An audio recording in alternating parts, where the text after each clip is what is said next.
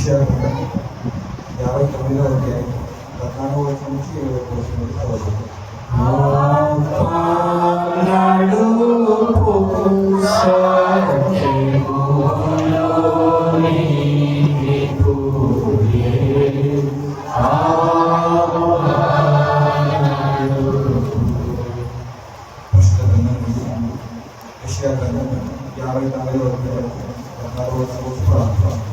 న్యాయములకు ఆటంకం కలుగుతున్నది, నీతి దూరం నిలుస్తున్నది, సత్యము అంతర్వేదిలో పడి ఉన్నది, ధర్మము లోపల ప్రవేశింపనేరదు.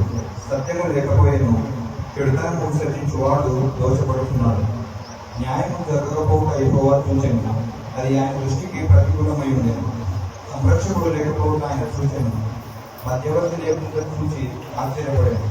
కాబట్టి ఆయన బాధలు ఆయనకు సహాయం చేసేది.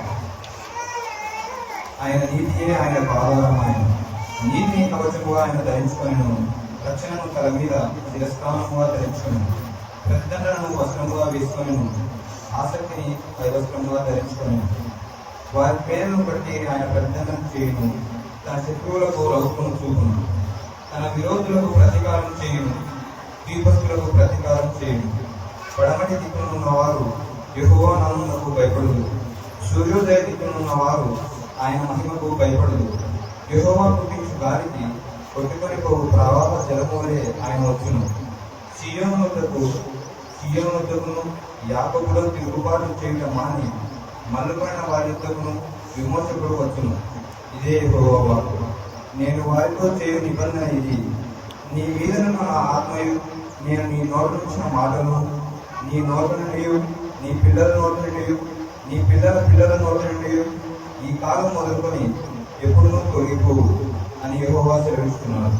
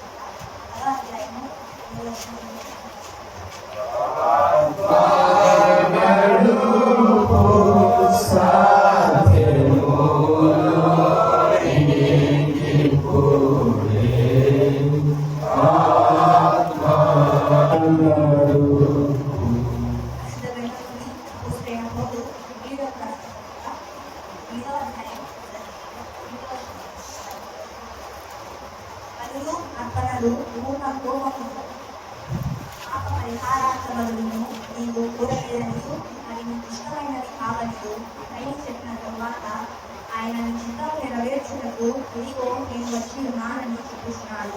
ఇవన్నీ ధర్మశాస్త్రము చూసిన అర్థింపబడుచున్నది.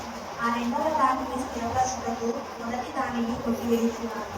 యేసుక్రీస్తు యొక్క శరీరము ఒక్కసారి అర్థింపబడుట చేత ఆ చిత్తమును బట్టి మనము పరిశుద్ధపరచబడి ఉన్నాము. మరియు ప్రతి యాజకుడు దినదినము సేవ చేయొచ్చు పాపములను ఎన్నటికీ తీసివేయలేని ఆ బలులని మాటి మాటికి తగ్గించుతూ ఉండు. ఈయనైతే పాపముల నిమిత్తమై సదాకాలం రుజువులకు ఒక వరిని అర్పించి అక్కడి నుండి తన శత్రువులు తన పాదములకు పాదపీఠముగా చేయబడి వరకు కనిపెట్టుచు దేవుని విపాశమున ఆశీర్వాదాయి ఒక అర్పణ చేత ఈయన పరిశుద్ధపరచబడి వారిని సదాకాలములకు సంపూర్ణులుగా చేస్తున్నాడు. ఈ విషయమై పరిశుద్ధాత్మ కూడా మనకు సాక్షి ఇస్తున్నాడు. ఎలాగనగా ఆ దినములైన తర్వాత నేను వారితో చేయు నిబంధన ఇదే. నా ధర్మ విధులను వారి హృదయముల గురించి వారి మనస్సు మీద వాటిని రాయుతాను అని చెప్పిన తర్వాత వారి పాపములను వారి అక్రమములను ఇవన్నీ ఎన్నటికీ జ్ఞాపకం చేస్తున్నాను అని ప్రభువు చూపిస్తున్నాడు. వీటి క్షమాపణ ఇక్కడ కలుగును. పాప పరిహారం కలదు. ఇవను ఎన్నడూ ఉండదు. యెహోవా నా ప్రార్థన ఆలకింపుము, నా విన్నపములకు చెవియొగ్గుము. నీ విశ్వసత్యతను బట్టి నీ నీతిని బట్టి నాకు ఉత్తరం ఇవ్వు.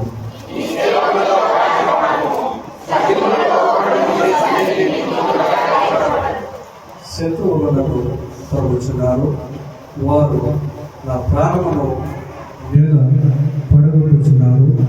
చిరకాలము క్రిందట చనిపోయిన వారితో పాటు గాఢాంధకారములో నన్ను నివసింపజేయుచున్నారు.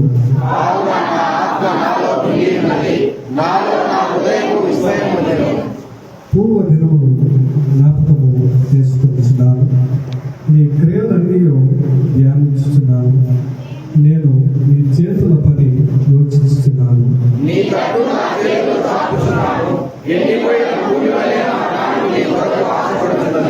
యెహోవా, నా ఆత్మ క్షీణించుతున్నది, త్వరగా నాకు ఉత్తరమివ్వు. నేను సమాధిలోనికి దిగువారి వలె కాకున్నట్టు నీ ముఖమును నాకు మరుగు చేయకు.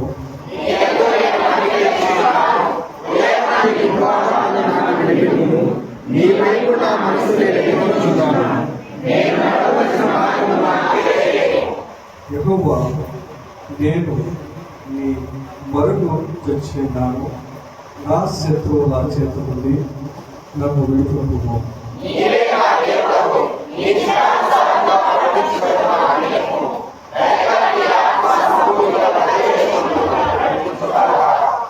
యెహోవా, నీ నామమును బట్టి నన్ను తప్పింపుము.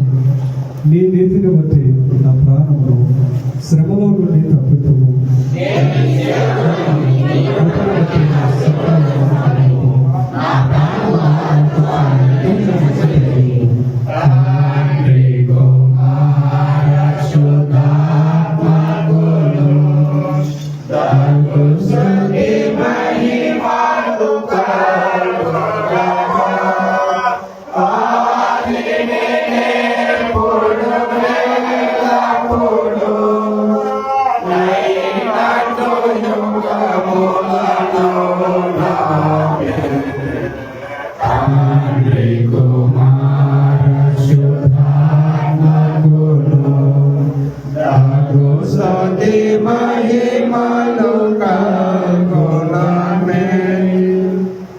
యోహాను రాసిన సువార్త 14వ అధ్యాయము 15వ వచనం నుండి ప్రారంభం.